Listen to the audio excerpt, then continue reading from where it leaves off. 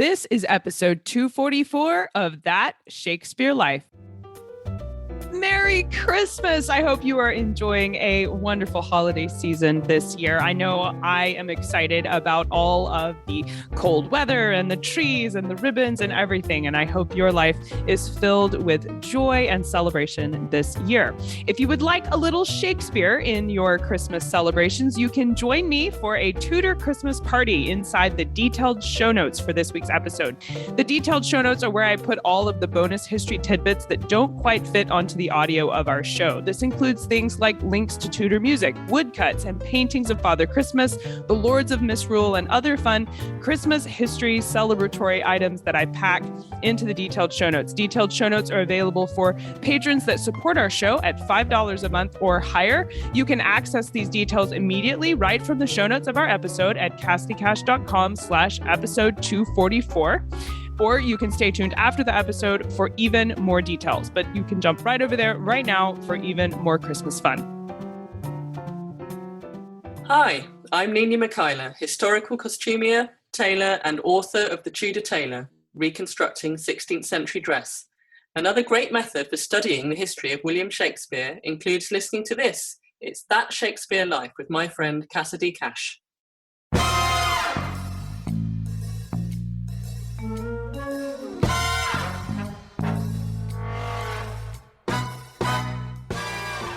Father Christmas in the 16th century is very, very different to Santa Claus. He is the personification of Christmas, if you like. He's not always called Father Christmas. Sometimes he's Captain Christmas or Sir Christmas or Prince Christmas, but he's very much the spirit of the season.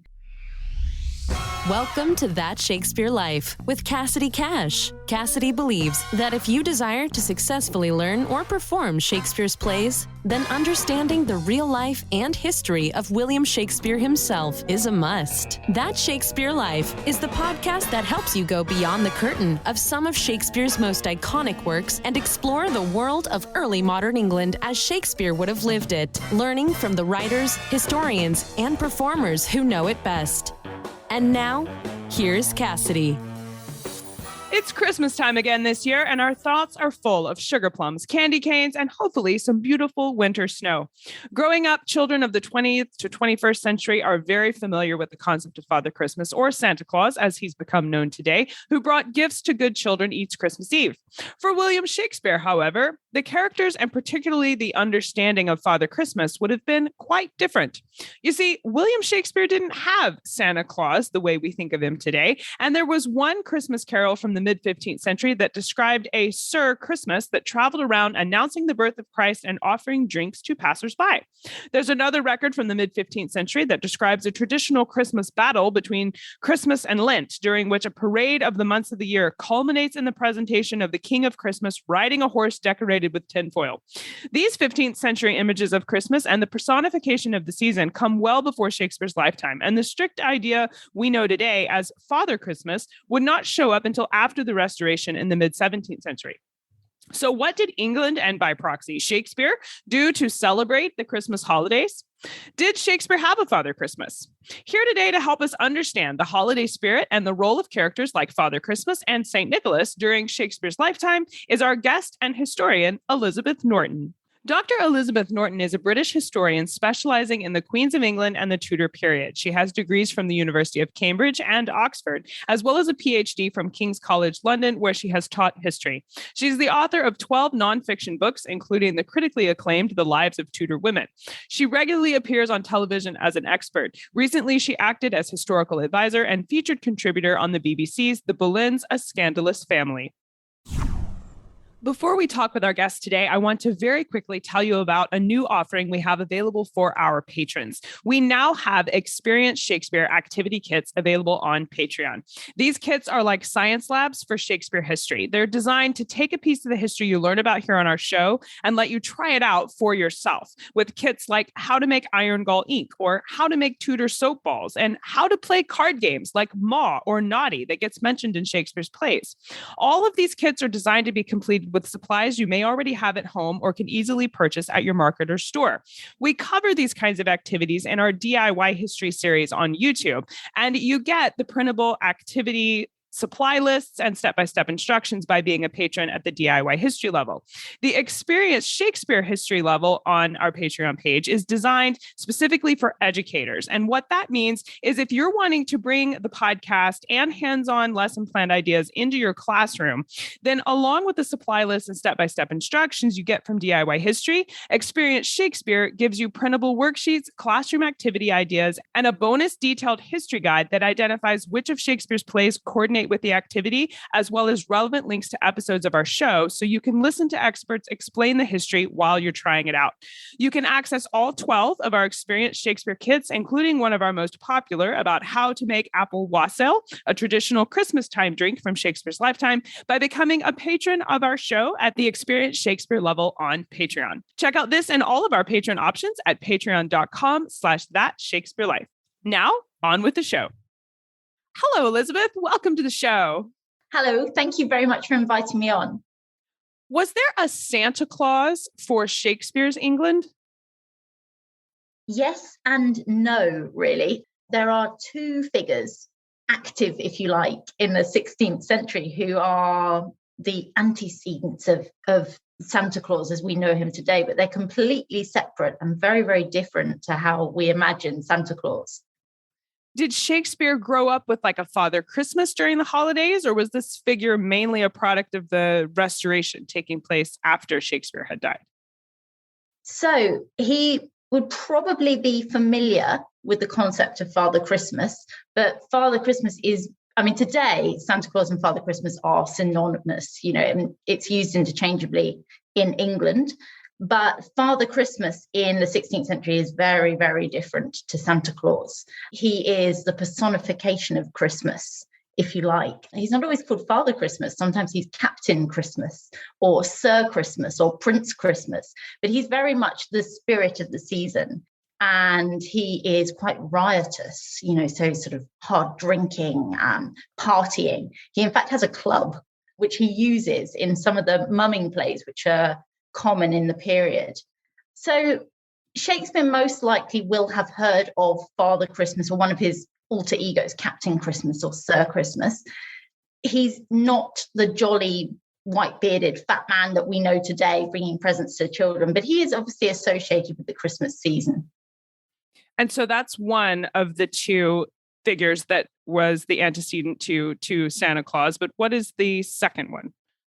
So the second one is, of course, St. Nicholas. And we can see that in the name Santa Claus, Santa Claus, Sinterklaas, St. Nicholas. He is a very obscure historical figure, a 4th century bishop of Myra, which is in modern day Turkey. We don't have very many historical records about St. Nicholas at all, but within a few centuries of his death, there are lots of legends circulating about him, and he's very much associated with youth. He's a patron saint of youth. There's a really nice story of him hearing about 3 sisters who can't afford dowries and sort of reaching through an open window, or in some accounts going down the chimney and dropping gold into their shoes so that they can get married and they won't be sold into slavery. So we can sort of see where Santa Claus can come from with this story. By the 12th century, particularly in Northern Europe, so Germany, the Netherlands, France, he is associated with Christmas time. His feast day is the 6th of December, and also with present giving. Dutch children would leave their shoes out overnight on the 5th of December for their parents, for St. Nicholas actually, to fill with fruit or sort of small trinkets, small toys. And you get St. Nicholas fairs where parents can go and do their Christmas shopping. So he's actually much more closely associated with Santa Claus as we know him than Father Christmas. Although just like Father Christmas has his club, St. Nicholas can also be quite harsh to naughty people. Badly behaved children won't get a present. They might even get whipped by St. Nicholas. So what about the gift giving for Father Christmas? Did he bring gifts and presents to people that had been good all year, or was he just all about the partying and the Tudor sort of image of revelry around Christmas time? So Father Christmas is not associated with present giving until probably around the 19th century. He is very much a party animal. He's associated with revelry. And as you say, the Tudor Christmas is all about revelry and fun. They have Lords of Misrule. It's all about turning traditions on its head. I mean, there's an interesting tradition in Tudor England of boy bishops, which again are associated with St. Nicholas. But effectively on St. Nicholas's Day, a cathedral will appoint a boy as their bishop. And then it's a bit of a joke, really. The boy will, for the next month, will be performing ceremonies, they'll be doing the services, they'll be saying mass. They get dressed up like a bishop, but it's all kind of part of the Christmas fun. Father Christmas is obviously outside that tradition, but he's about turning the world on its head. He's about feasting, he's about drinking, he's about sort of decorating the house. Was the phrase good old Saint Nick known during Shakespeare's lifetime? If he wasn't associated with Christmas, did they have this phrase? So he is associated with the Christmas season, but not Christmas Day.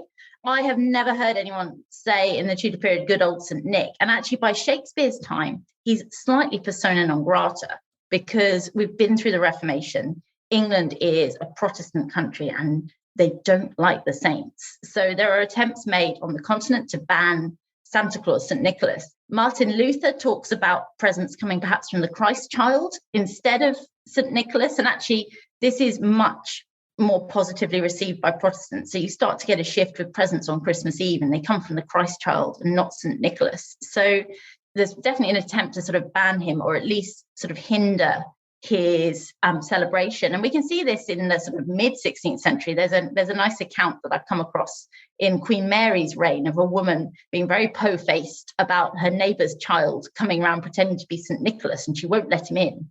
She gets sent to the authorities and she says, well, it's not St. Nicholas. And they say, well, he's representing St. Nicholas. And she goes, well, he's not, because St. Nicholas is in heaven. That's just my neighbour's child. So there are real attempts to try and separate St. Nicholas from Christmas, if you like, in the 16th century. But as we've seen, it's not really terribly successful.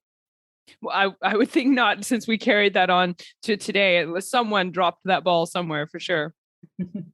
Besides Mary, Joseph, and baby Jesus, who are central figures in the celebration of Christmas, as you mentioned, with the 16th century and the colonists even later in the 17th century trying to replace St. Nicholas with the presents coming from Jesus. These are obviously Christmas characters as well. But what other characters would have been celebrated, or what kind of people might have been honored during a Shakespearean celebration of the Christmas holiday?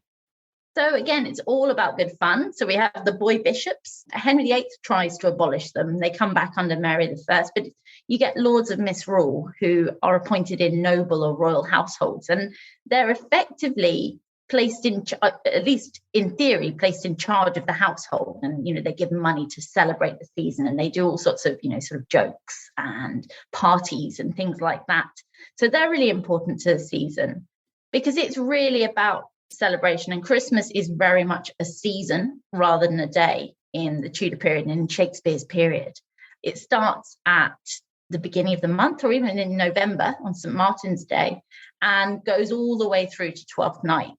And you get different events for different days. In Advent, children in some parts of England go knocking on the doors and asking for gifts from people. Christmas Eve is where you decorate the house. And actually, Shakespeare refers to decorating with holly and as you like it. And, they'll use greenery, they'll use holly, they'll use ivy. It's considered unlucky to decorate before Christmas Eve because it's thought that you'll bring in sort of the wood sprites into the house with the greenery, and you don't want them in the house for too long because they'll cause some mischief. But it's the only sort of time of the year where people can really let their hair down because there's not that much agricultural work to do. It's, it's a quiet time of year, and it's also dark and it's cold. And I mean, at least, most parts of England, it's really wet and a bit grim. So actually it's a way of passing over what's actually quite a dull, dark, boring time of year. I know that we would love to explore more about the Christmas traditions and the figures of St. Nicholas and Father Christmas for Shakespeare's lifetime. Do you have any books or resources you can recommend we use to explore this further? Yeah. I mean, there are a few that I think are particularly good. There is actually a book specifically about Tudor Christmas that came out a few years ago, and that's by Alison Weir and Siobhan Clarke, and it's called A Tudor Christmas. One other book that I particularly like is Alison Sims' Food and Feast in Tudor England. And that's really good because it sort of sets out the traditions of feasting and merriment. And it's not just about Christmas. If you want to read something by me, not particularly about Christmas, but gives a good social history of the period and what people are doing in their everyday lives. And you can look at my hidden lives of Tudor women. Those are excellent resources and a wonderful way to really get in the Christmas spirit and bring some Shakespeare and Tudor celebrations into your holidays this year. We will link to all of these resources in the show notes for today's episode, so make sure you go there to find those. Elizabeth, we ask everyone this next question here at That Shakespeare Life, and that's, what's the one book you would take with you on a deserted island? My friends in England tell me I'm supposed to allow you the complete works of Shakespeare and a copy of the Bible, so your choice would be in addition to those. See, this is always a hard one.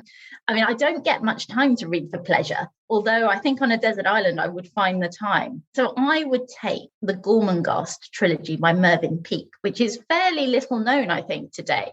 He was a friend of J.R. Tolkien and C.S. Lewis and was sort of in that sort of fantasy genre. And it's about a fantasy castle and all the people that live in the castle. It's also, if I get an omnibus edition with all 3 books in one, because obviously one book, then it's also a really thick book. It'll take me a while to get through.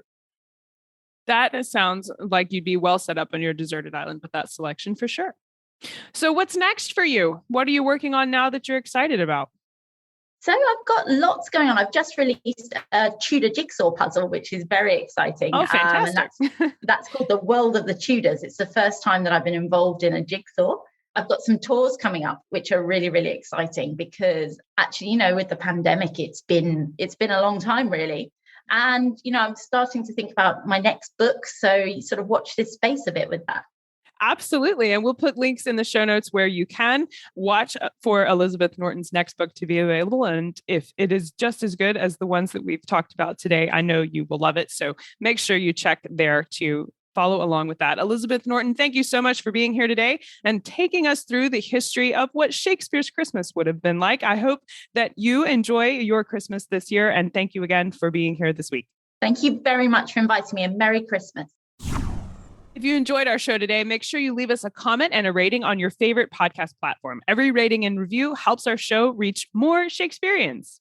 Find links to Elizabeth Norton and her work, along with a list of recommended readings she suggests for you today, all packed into the show notes. You can find these things completely free at CassidyCash.com/episode 244. That's CassidyCash.com/EP244. Remember that our show notes are enabled with an expansion pack. Down at the bottom of all of our show notes, we now have a Patreon button. It's orange and it just says Become a Patron on it. If you're already a patron, you can use that button to log in and expand the article to reveal our detailed show notes. This includes all of the visual content that doesn't quite fit in the audio of our episode. Things like woodcuts, paintings, primary documents, and other in-depth history research, as well as quotes from Shakespeare's plays that coordinate with what we're talking about on the show today. These are available at the bottom of our regular show notes. You just click the Patreon button and either log in or sign up to be our patron, and the detailed show notes will expand right away, right there on the same show notes page. Again, you can find all of this at our show notes for today, which is CassidyCash.com/episode 244. That's CassidyCash.com/EP244. That's it for this week. Thank you for listening. From our house to your house, I hope you have a wonderful Merry Christmas and a Happy New Year. Thank you for listening. I'm Cassidy Cash, and I hope you learned something new about the Bard. I'll see you next time. Bye-bye. Thank you for listening to That Shakespeare Life. As always, the best conversations happen after the episode over at CassidyCash.com. Become a part of a vibrant Shakespeare conversation by adding your voice over at the website. Until next time, remember, when you want to know William Shakespeare, you have to go behind the curtain and into That Shakespeare Life.